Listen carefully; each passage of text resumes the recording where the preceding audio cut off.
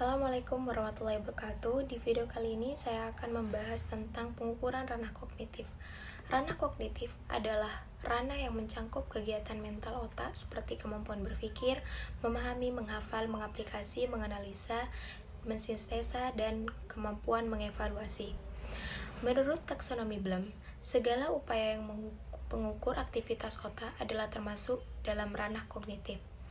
Dalam ranah kognitif itu terdapat 6 aspek atau jenjang proses berpikir, mulai dari jenjang terendah sampai dengan jenjang yang paling tinggi.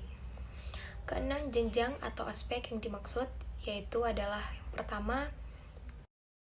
yang pertama yaitu pengetahuan.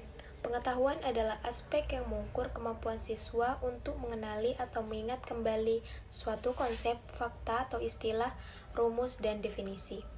Yang kedua, pemahaman. Pemahaman adalah kemampuan berpikir yang setingkat lebih tinggi dari ingatan atau hafalan. Kemampuan ini tidak hanya menuntut hafal secara verbalitis, tapi juga mampu memahami konsep yang ditengahkan. Yang ketiga, penerapan. Penerapan adalah aspek yang menuntut seorang siswa untuk menyeleksi atau memilih suatu abstraksi tertentu secara tepat untuk diterapkan dalam suatu situasi baru yang menerapannya secara benar. Yang keempat, analisis. Analisis adalah aspek analisis meliputi 3 kemampuan dasar yaitu analisis terhadap elemen, analisis hubungan, analisis terhadap aturan. Yang kelima yaitu sintesis. Sintesis adalah menuntut kemampuan untuk menyusun kembali elemen-elemen masalah dan menemukan suatu hubungan dalam penyelesaiannya dengan menyusun pengetahuan-pengetahuan yang telah dimiliki. Yang keenam, penilaian. Penilaian merupakan kemampuan seseorang untuk membuat pertimbangan terhadap suatu situasi, nilai, atau ide. Mengevaluasi dalam aspek kognitif ini menyangkut masalah benar atau salah. Mengevaluasi dalam aspek kognitif ini menyangkut masalah benar atau salah yang didasarkan atas dalil prinsip pengetahuan. Hasil belajar kognitif adalah perubahan perilaku yang terjadi dalam kawasan kognisi. Hasil belajar kognitif tidak merupakan kemampuan tunggal, melainkan kemampuan yang menimbulkan perubahan perilaku dalam domain kognitif yang meliputi beberapa jenjang atau tingkat.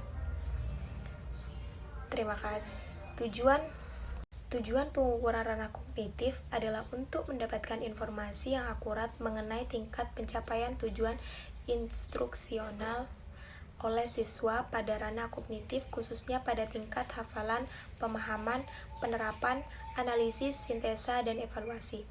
Manfaatnya sendiri dari pengukuran ranah kognitif adalah untuk memperbaiki mutu atau meningkatkan prestasi siswa pada ranah kognitif, khususnya pada tingkat hafalan, pemahaman, penerapan, analisis, sintesa, dan evaluasi.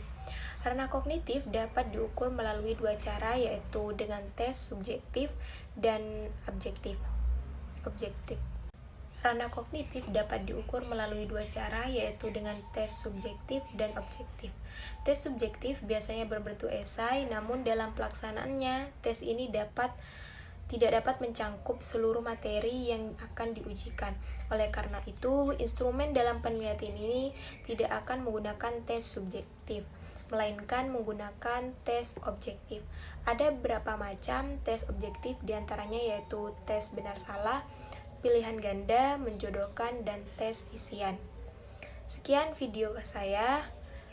Wassalamualaikum warahmatullahi wabarakatuh.